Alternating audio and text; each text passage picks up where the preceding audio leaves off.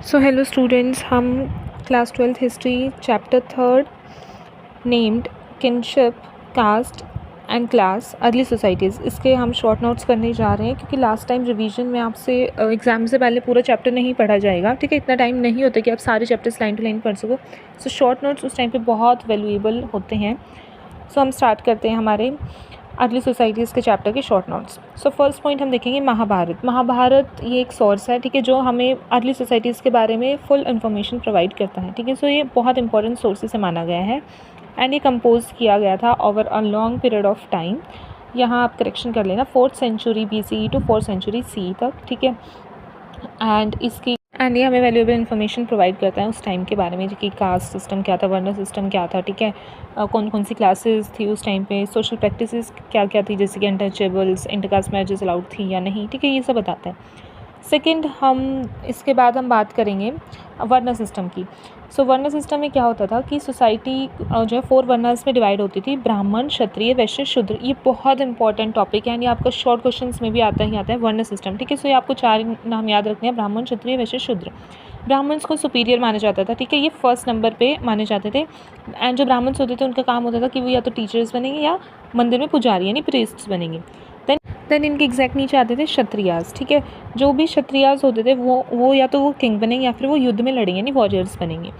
Then वैश्यास आते थे, third class थी, थर्ड वर्ण सिस्टम था। एंड जो वैश्यास होते थे वो या तो ट्रेडिंग करेंगे या वो फार्मिंग करेंगे, कैटल रियर्स बनेंगे। ठीक है, तो लास्ट होता था शूद्रास। सो शूद्रास की जो है कंडीशन बहुत ही पुअर थी। ठीक है, वो रिस्पेक्टेड नहीं थे एंड उनका काम होता था कि वो जो अबव 3 वर्ण है यानी कि ब्राह्मण, क्षत्रिय, वैश्य, इनको वो सर्व करेंगे, इनके सर्वेंट्स बनेंगे, लेबरर्स बनेंगे।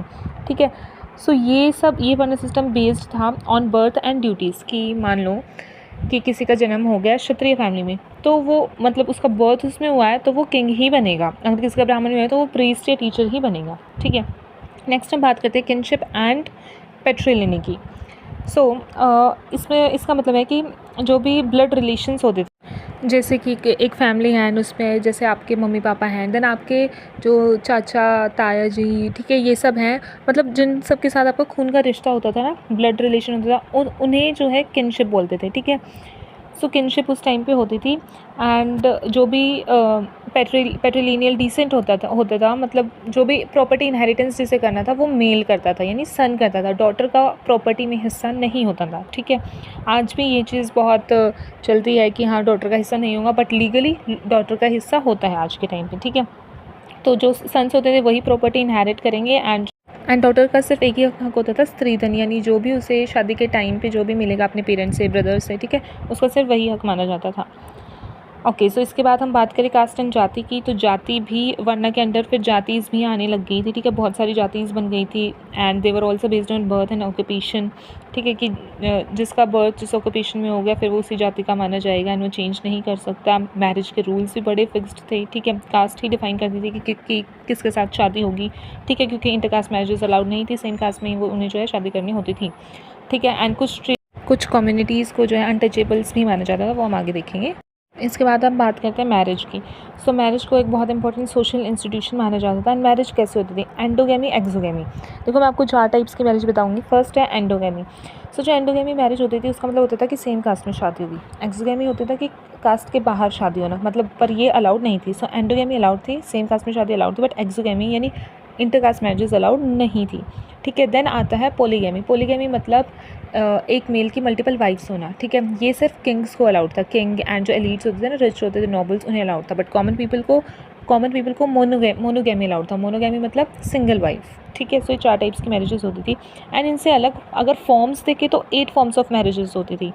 ठीक है, ये आगे आप उसमें देखोगे। अच्छा, मैंने आपको लॉन्ग क्वेश्चन या अलग से टॉपिक्स कराए हैं उसमें, बाकी अभी याद करो 8 फॉर्म्स ऑफ मैरिजेस होते थे। उनमें से जो है 4 को गुड मैरिजेस माना जाता था एंड बाकी 4 को बैड मैरिजेस माना जाता था। ठीक है, जो सेम कास्ट में होती थी उन्हें जो है गुड मैरिजेस माना जाता था एंड जो आउटसाइड कास्ट होती थी उन्हें बैड मैरिजेस माना जाता था। इसके बाद अगर हम देखें सोशल डिफरेंसेस, सो सोशल डिफरेंसेस बहुत ज़्यादा थे क्योंकि ऑब्वियसली कास्ट सिस्टम था, वरना सिस्टम था, सो सोशल डिफरेंसेस तो थे ही। किंग्स एंड जो चीफ्स, नॉबल्स, रिच एलीट्स जो होते थे वो उनकी टॉप पोजीशन होती थी सोसाइटी, एंड बाकी जो फार्मर्स, ट्रेडर्स, आर्टिजन्स, शूद्र, ठीक है, लेबरर्स, उनकी वो इन्फीरियर मान जाते थे, उनकी पोजीशन अच्छी नहीं थी सोसाइटी में, ठीक है।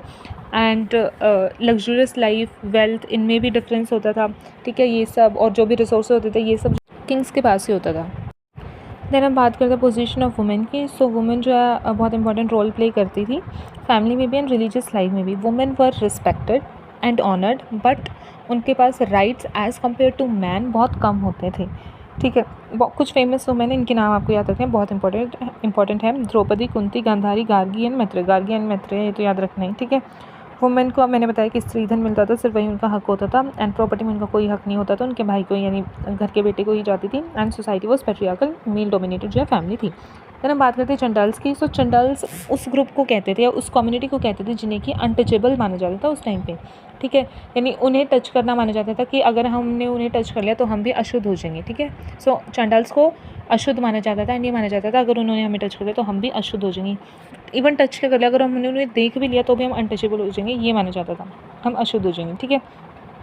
सो उन्हें इम्प्योर माना जाता था, एंड उन्हें कहा जाता था कि तुम विलेज से बाहर रहोगे, एंड जब भी तुम विलेज में आओगे तो तुम शोर करते हुए आओगे, ताकि जो भी अच्छे क्लास के लोग हैं वो अगर गली में हैं तो वो अंदर चले जाएंगे तुम्हारा शोर सुन के, ताकि तुम्हारी नज़र भी उन पे ना पड़े, क्योंकि ऐसा माना जाता है अगर नज़र भी पड़ गई तो हम भी अशुद्ध हो गए हैं, ठीक है। सो वो जो है सोशल डिस्क्रिमिनेशन और रेशियल डिस्क्रिमिनेशन फेस करते थे।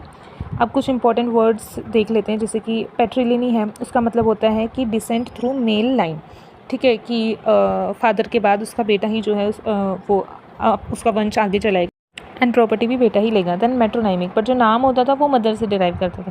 देन स्त्री धन, ओनली गिफ्ट जो वुमेन के पास या डॉटर के पास होता था। एंडोगैमी हमने देख लिया कि अपने ही ग्रुप में या कास्ट में शादी करना। एक्सोगैमी आउटसाइड कास्ट, जो कि अलाउड नहीं था। वर्ना 4 ब्रॉड कैटेगरीज थी, ब्राह्मण, क्षत्रिय, वैश्य, शूद्र। जाति भी बन गई थी वर्ना के अंडर, इन्हें सब कास्ट बोला जाता था। किनशिप मतलब जो ब्लड रिलेशन थे उन्हें इंपॉर्टेंस दी जाती थी। सो ये शॉर्ट नोट्स आप अच्छे से रिवाइज कर लेना क्वेश्चन देखने से पहले।